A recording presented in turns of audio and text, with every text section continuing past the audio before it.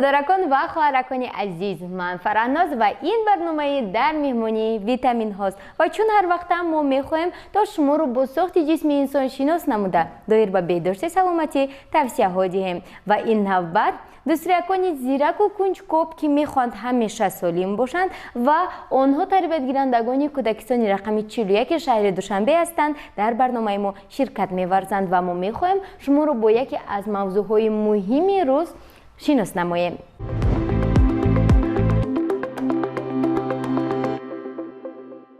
خب بچه ها بیاید شناس میشویم. سلام بچه ها. سلام. با برنامه ما خوش آمدید و بیاید شناس میشویم. خب نامی من فرهناز، نامی شما چی؟ نام من عبدالله. آفرین. عبدالله شما چند سالت؟ 6 ساله. 6 ساله که باشید امسال به مکتب میروید ها؟ بله. یگون شعر از یاد کرده اید؟ کنی با ما شعرتون رو گوید؟ بدن نوری بشر باشه، همه بالای سر باشه، مردی روش بردار و مایان بال پر باشه. پرجانی عزیزی من، پرجانی عزیزی من، بیرفتی او با دوریا شده ما جمله پس من، خدا باشه نگهبان ما درست میده. پرجانی عزیزی من، پرجانی عزیزی من. خوب نمی شما چی؟ من میرنگه. میرنگه شما هم 6 ساله؟ چند؟ 5 ساله. 5 ساله بهترینه. شما چی شعر میدونید؟ بله. ماموجان شیرین خندون آباد برین، شما با ما یگانه نور چراغ خانه، شادی روزگار پیشروی کار. ماماجان خوشوی مامای نقرموی، شما کنی افسانه کنو به تو ترانه، در زیر پهلویت بالین منم ماماجا، شما افسانه گوی شعر ترانه گوی، من آنها را اکثر می نویسم به دفتر. آفرین. خب بیاید با شما شناس میشیم. نام شما چی؟ نامی من عمر. عمر جان شما چند ساله اید؟ 5 ساله. 5 ساله. خیلی خوب. عمر جان شما شعر خواندن میخواهید یا اینکه نه؟ بله. مرحمت. مادر تو دولتیم، مادر تو گنج کلیم، در عالمی تمنا مادر توی غنیمت، پیوسته مهربانی چمودی خوش زبانی، عطر قبای عالم گلباغی گلفیشانی، با این همه بزرگی آرام خاکستای، جز وقت سبز دختر تو دولت نداری. آفرین. نام شما؟ نامی من امیره. امیره جان شما 5 ساله یا 6 ساله؟ 5 ساله. شما هم شعر میدونید؟ بله. مرحمت. سحر آفتاب برآمد به خانه‌مان درآمد، از نور آشرافشه روی مادر جانی من، ایدی مادرش امروز ایدی مادری دلسوز، در وصل مادری خود همه میخوانم سرود، گل دسته تو فعاره و دستی او سپاره، تاج سری با مادر با پری با مادر. آفرین. خب به نوبت شما. نام شما چیست؟ نام من ایرم. ایرم شما چند ساله اید؟ 5 ساله. 5 ساله. ایرم من از شما یک چیز رو پرسیدن میخواستم، چون برنامه ما در مهمانی ویتامین ها نام دارد و ما پیوسته درباره فایده محصولات ها و عموما میوه و سبزیجات ها سخن میگوییم. شما درباره آنها شعر میدونید؟ بله. درباره چی؟ درباره چهارمغز. خب مرحمت. رفیقان منم چهارمغز، مرا همه بینن فایده نکم منظور، معنی سر شود پر. خیلی خوب بچه ها، موضوع برنامه امروزه ما غذای سالم است. میگفتید که با شما درباره غذای سالم در باغچه یا که در خانه یگان چیز گفتند؟ بله. خوب کنی کی چی میدوند؟ غذای سالم این اساس سلامتی ما باشد. در باغچه مربی ما به ما بسیار گام میزند. آن کس میگوید که ما باید کم کم و تست تست خوریم. آفرین درست میگویند. مربی ما میگوید که اگر ما سالم بوده خواهیم غذای سالم را استعمال میکنیم، آن غذایی که بر ارگانیسم فایده دارد. بله درست. همین غذای سالم اساسی سلامتی ما و شماست. خب شما چی میگید؟ مادر من باشد دائم تاکید میکند که غذایی که ما میخوریم باید ارگانیسم ما را با ویتامین ها تامین سازد. اینا غذای سالم نوع. بله درست. غذای سالم با ما امکان میدهد که با بیماری فربه گرفتار نشه. با ما در باغچه میگویند که غذا را درست انتخاب نکنه دائم بیمار میشه. بله اگر ما غذای ناسالم رو انتخاب کنیم اونگاه ما پیوسته به بیماری های گوناگون دچار میشویم. شما چی میگویید؟ ما در باغچه هر روز خوراک‌های گوناگون می‌دهیم. شیر و میوه می‌دهیم. مربی‌مون میگوید که همه اینا غذای سالمه و به ما فایده دارد. آفرین بچه ها، مربیاتون در حقیقت هم درست میگویند. همه اون محصولات هایی که به ارگانیسم ما فایده میرسانند آنها در قطار غذای سالمند و من امیدوارم که هر آن چیزی که به شما در خانه که در باغچه میدن شما از خوردن آن سرکشی نمیکنید. همین طور نه؟ بله. آفرین. باید گویم که نفری که غذای سالم را پیوسته استعمال می نماید دائم بردم و سالم است و برای باز هم روشنی انداختن به این موضوع و تا اینکه به تماشابینان نیز در این باره نقل کنیم ما از دکتر خاله خواهش میکنیم تا در این باره به ما و شما معلوماتی بیشتر دهند. تماشابینان عزیز، دادرکان و خواهرکان، همه با دقت تماشا میکنیم و در باره فایده‌ناکی غذای سالم معلومات میگیریم. خوراک احتیاج نیروگی ارگانیسم را قانع‌گردانیده به عوض حجایره‌های تلف شده پیدا شدن حجایره‌های نو، کارشویی خوبی آدم و به بیماری‌های سیرایت کننده مقابلت کرده توانستن او را تامین می‌کند. غذای درست کلید سلامتی، قوت و زیبایی می‌باشد. حتی هیپوکرات گفته بود: به من بگویید که چی می‌خورید و من به شما می‌گویم که چی بیماری دارید. آدمان سالم اکثر وقت نسبت خوراکخوری خود بی‌پروا هستند و وقتی بیمار میشوند زود به بیمارخانه رفته دارو خریداری میکنند. اما باید بگوییم که داروی اساسی برای سلامتی ما این غذای سالم و سرغذاست. با کسی پوشیده نیست که برای زیستن به ما انرژی لازم است و ما این انرژی را تنها از خوراک و نوشابه گرفته میتوانیم. بنابراین هم نقش غذا در حیات خیلی مهم است. باید گفت که غذا به ما نه تنها انرژی میدهد بلکه همچون مواد ساختمانی ارگانیسم خدمت نموده برای افزایش و برقرار کردن عضوهای بیمار کمک میرساند. هر یک نمود خوراک به طور خود مفید است. خیلی مهم است که ما در تناسب درست تمام خوراک‌های ضروری را بدون استثنا استعمال کنیم. کربوهیدرات‌ها، سفیده‌ها، چرب‌ها و نخ، اینجوری ویتامین‌ها و نمک‌های مینرالی باید در ترکیب غذایی که ما استعمال میکنیم دیده شوند. مثلا شولاها و سبزیجات در خود نخ یا کلیچاتکا دارند. آنها برای خوب هضم شدن خوراک کمک میکنند. اینچنین به ارگانیسم برای افزایش و سالمی استخوان‌ها و دندان‌ها به مقدار کمی مینرال‌ها از قبیل کلسیم نیز ضرور است. مقدار زیادی کلسیم را باشد ما میتوانیم در شیر پیدا کنیم. غیر از آن شیر از آب، چرب‌ها، سفیده‌ها و ویتامین‌ها بوی است. در پنیر و تورگ نیز مقدار زیادی کلسیم نیز موجود است. یعنی از این برمی‌آید که غذا برای سالمی ما نقش اساسی را می‌بازد و ما باید نسبت به این مسئله بی‌پروا نباشیم. بچه ها، اکنون ما و شما در باره اهمیتناکی غذای سالم به خود معلومات گرفتیم و من باز یک چیز دیگر رو از شما پرسیدن میخواستم. شما گفتید که ما باید غذا رو درست انتخاب نماییم. اکنون میگفتید که چی طور ما از کجا میفهمیم که این غذای سالم است؟ یعنی چی طور ما باید درست آن رو انتخاب نماییم؟ پیش از همه آن باید یک رنگ نباشد. یعنی ما باید هر روز یک خوراک را نخوریم. من پیشتر از خوراک‌ها کردیش که برن را دوست می داشتم، ولی مادرم به من فرمود که اگر هر روز یک خوراک را خوردن گیرم ارگانیسم ویتامین‌های درگیر را گرفته نمیتواند.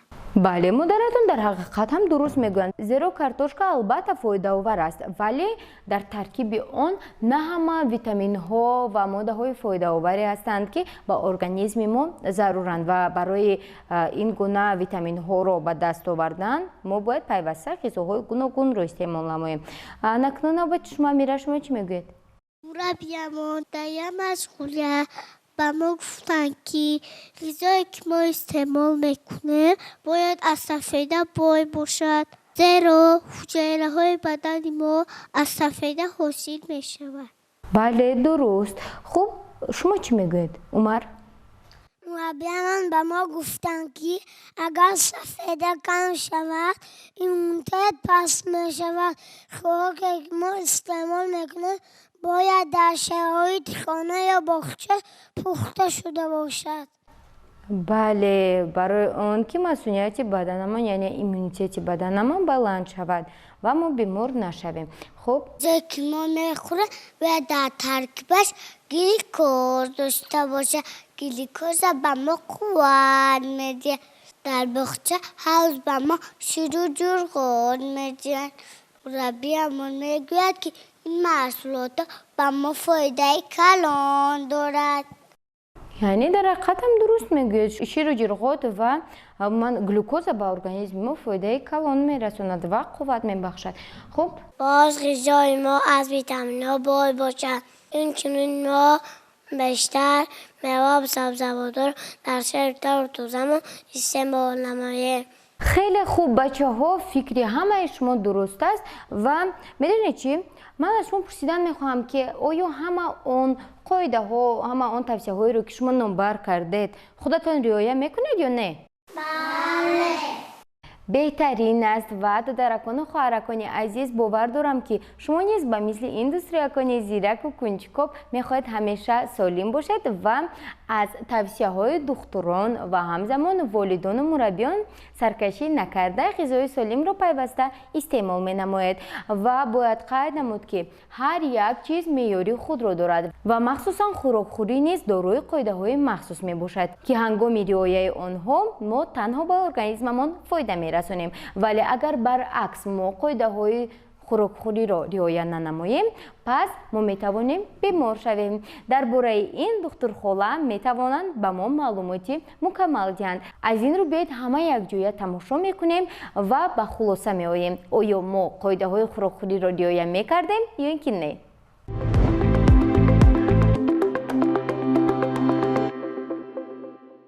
در یک روز وابسته به سن و سال و اشتها آدمان باید یکچند مرتبه خوراک خورند. از جمله کلانسالان 3-4 مرتبه و کودکان و نورسان باشند 4-5 مرتبه خوراک تناول کردنشان ضرور است. وقتی خوراک خوردن اساساً سحر، چاشتگاه و شام می باشد. همچنین خوراک علاوگی نانوشته دوم و خوراک گشت پیشین را نیز باید استعمال کرد.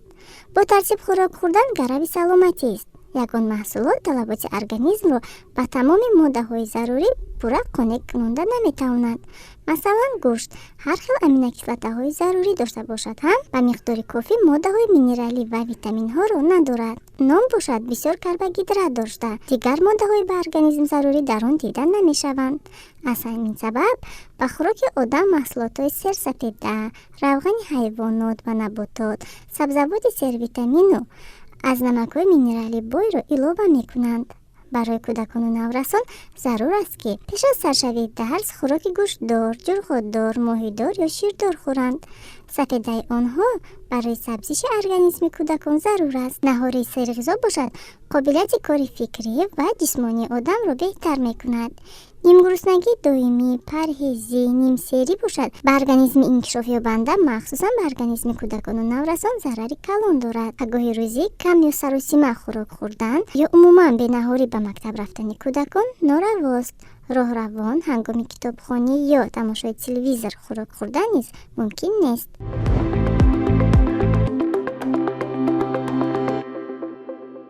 با فکرم پس از تماشای این سوژه اکثریت شما فهمیدید که شما قاعده های خوراکخوری را درست رعایت نمی‌کردید. از جمله اکثریت ما نیز قاعده های خوراکخوری را نه تنها رعایت نمی‌کنیم بلکه آنها را ما عموما اهمیت نمیدیم، زیرا هر آن ساعتی که دلمان خوراک کشید آن همان وقت استعمال می‌نماییم، ولی این البته درست نیست و باور دارم که در آینده هر یک ما و شما این خطا را اصلاح خواهیم کرد. و بچه‌های عزیز میدونید چی؟ در زندگی هر یکی ما هست غذای سالم و غذای ناسالم، همین خیلی نه؟ انا اکنون میگفتید که غذای سالم چیست و غذای ناسالم، یعنی شما غذای سالم و ناسالم گفتید چی رو میفهمید؟ هر آن چیزی که در کوچه تیار میشن به نند خود شرم آنها به غذای ناسالم داخل میشود. бале гапатон дуруст аст зеро аламон ходок шаурма гамбургери сендвичҳое ки мо онҳоро тезтайёр ҳам мегӯянд зиёд харида истеъмол мекунем дар кӯча онҳо ба организми мо на танҳо фоида намерасонанд балки зарар ҳам мерасонанд аз ин рӯ мо бояд аз истеъмоли ин гуна хӯрданиҳо худдорӣ намоем амира шумо чӣ медонед در مغازه‌ها هر گونه کنفت‌های رنگ می‌فروشند. آنها را قندک‌های خیتایی می‌نامند. مادرم هیچگاه به من خوردن آنها را اجازه نمی‌دهد. می‌گوید که آنها به ما ضرر دارند. бале охир дуруст мегӯянд дар ҳақиқат ҳам на танҳо ба шумо балки ҳангоме ки ман низ дар сину соли шумо будам он вақт анамин гуна қандакҳои хитоие ки мегӯяд он вақт буданд ва моро низ барои истеъмоли онҳо сарзаниш мекарданд зеро онҳо ба организми мо зарари калон мерасонанд хуб умарҷон шумо чӣ медонед اگر ما یگان به باغچه چیپس بیاورد مربی‌مان ما را جنگ می‌کند یعنی غذای ناسالم است می‌گویند که آن به سلامتی ما ضرر دارد یعنی غذای ناسالم است албатта барои баъзеҳо душвор аст умуман даст кашидан аз истеъмоли чипс ва дигар хӯрданиҳои ба он монанд ва албатта шумо метавонед ҳангоми харидорӣ намудани чипсҳо ба таркиби он диққат диҳед чипсе ки аз картошкаи табиӣ аз картошкаи тоза омода шуда бошад он албатта ба организми мо зарари калон намерасонад вале он чипсҳое ки аз хамирҳо ва аз ҳар гуна иловаҳо омода шуданд онҳо хеле зарарноку хатарнок ҳастанд ва албатта ҳамон чипсҳои ҳақиқиро низ шумо метавонед танҳо бо миқдори кам ва дар муддати як ҳафта як маротиба истеъмол намоед хуб кани дигар иштирокчиён чӣ мегӯянд مادر من میگوید که چیپس که به ارگانیسم ما ضرر دارد بعضا وقت به ما خوراک‌های سخت و بیرون کم میده خوراک‌های سخت و بیرون ما را بیمار میکنند бале меъда дард мекунанд ва мо фарбеҳ ҳам мешавем ҳа بله хуб навбати шумо نوشاکی‌هایی که از دار نیست به ما ضرر دارد مخصوصا به ما کودکان نوشیدن آن ممکن نیست و به معده ما ضرر دارد ضرر کلان бале дуруст мегӯед беҳтараш ба ҷои нӯшокиҳои газнок мо оби ошомидонӣ ҷӯшонидашуда ё ин ки шарбатҳои табииро истеъмол намоем аниқтараш нӯшем ва маълум мешавад ки ҳар яке шумо дар ин бора маълумот доред яъне чӣ будани ғизои солиму носолимро медонед ана додаракону хоҳаракони азиз чӣ тавре ки гуфтем ғизои солим он ғизое ба ҳисоб меравад ки ба организми мо фоида мерасонад яъне дар таркиби худ витамину минералҳоро нигоҳ медорад вале ғизое ки ба организми мо фоида намерасонад яъне дар таркиби худ моддаҳои фоидаовар надорад ин ғизои носалим мебошад ва беҳтараш аз истеъмоли ғизои носалим даст кашем дар бораи ин ва дигар маълумотҳо ба мо духтурхола нақл хоҳанд кард бо диққат бошед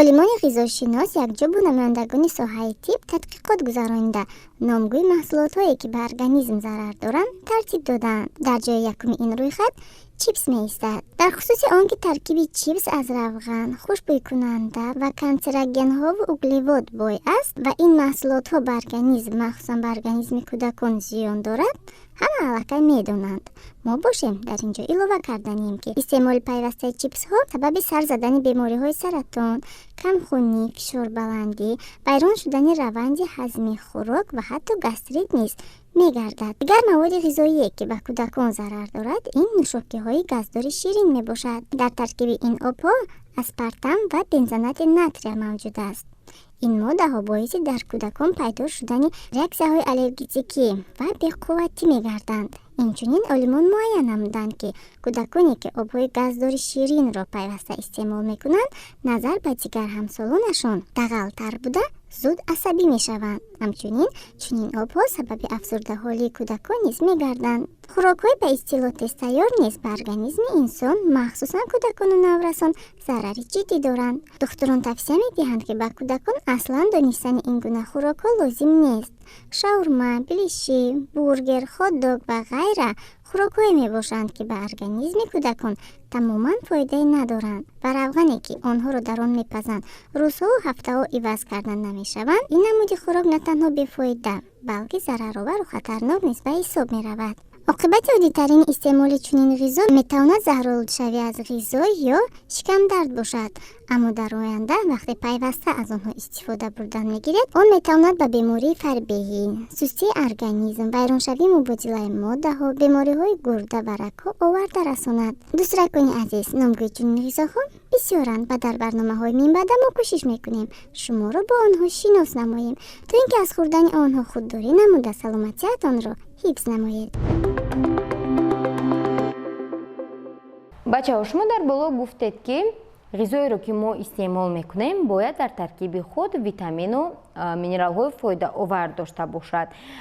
ин витаминҳоро мо аз куҷо мегирем? магар шумо намедонед сарчашмаи ҳамаи витаминҳо ин меваву сабзавотҳо, тухму шир, нон ва маҳсулотҳои нонӣ мебошад. бале, дуруст мегӯед. дар ҳақиқат ҳам тухм, шир, меваю сабзавотҳо ин ҳама кони витамин ҳастанд ва моро мебояд то онҳоро бештар истеъмол намоем. амира, шумо чӣ медонед? умуман ҳар чизе ки мо истеъмол мекунем, яъне он худои фоидаовар аст, дар таркиби худ витамин дорад. дуруст. умарҷон? мураббиамон гуфтанд ки миқдори витаминҳо бештар дар таркиби меваҳои таву тоза ва хушкмеваҳо дида мешавад. махсусан витамини С дар таркиби меваҳо хеле зиёд аст. бале, аҳсан ба шумо. хуб, биёед мефаҳмем ки дигари ishtirokчиёнамон дар ин бора чӣ медонанд. сабзавотҳо низ дар худ витаминҳои зиёд дорад. масалан, сабзӣ аз сабзавотҳои дӯстдоштаи ман аст. он витаминҳои зиёд дорад. инро мураббиамон гуфта ва он каса ҷо хато намекунад. албатта мураббиятон хато намекунад, зеро сабзӣ хеле сабзавоти фоидаовар аст. ҳатто каптию шибӣ низ дар таркиби худ витамин доранд. агар шумо дар ин бора намедонистед, баъзан хотиратон нигоҳ доред. бале, мо албатта дар хотирамон нигоҳ медорем. офарин бачаҳо, ташаккури зиёд ва ман дар оянда ҳатман аз ин тавсияҳои шумо истифода мебарам.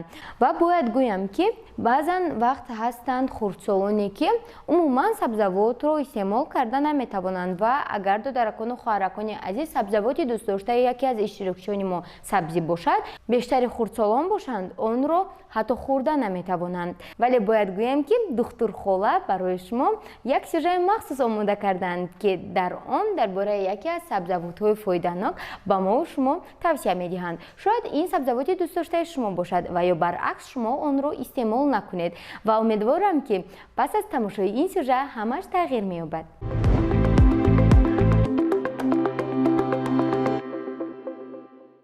бодиринг сабзавоти хушхӯрест ки дар охири фасли баҳор пухта мерасад. агар одатан сабзавотҳоро дар шакли пухташудааш истеъмол кунанд, бодирингро дар шакли тару тозааш мехӯранд. бодиринги намак хӯрда низ иштиҳоовар буда дӯстдорони зиёд дорад.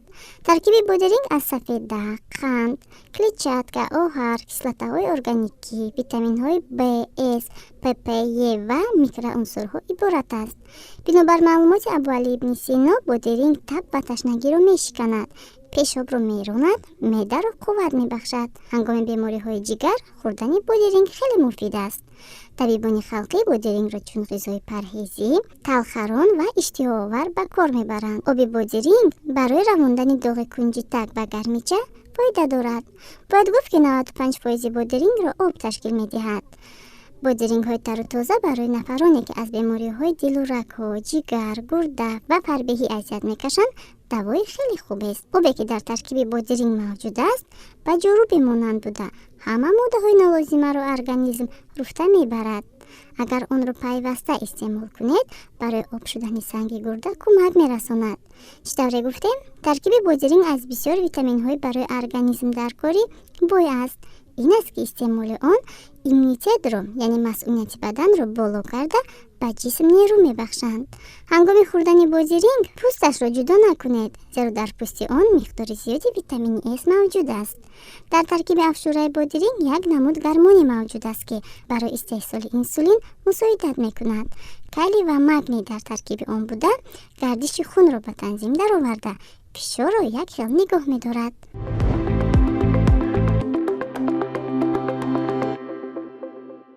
додаракону хоҳаракони азиз, падару модарони гиромӣ, бовар дорам ки пас аз тамошои барномаи мо шумо низ тарзи ҳаёти солимро пешаи худ менамоед ва албатта танҳо ва танҳо ғизои солимро интихоб хоҳед кард. инҷо барномаи мо ба анҷом мерасад, вале дар барномаҳои минбаъда мо кӯшиш мекунем то шуморо бо беҳтарин хабарҳо ва беҳтарин маълумотҳо шинос намоем ва албатта худ ва наздиконатонро эҳтиёт кунед, зеро саломатии ҳар як шахс дар дасти худи ост. то дидори навбатӣ дар барномаи дар меҳмонии витаминҳо.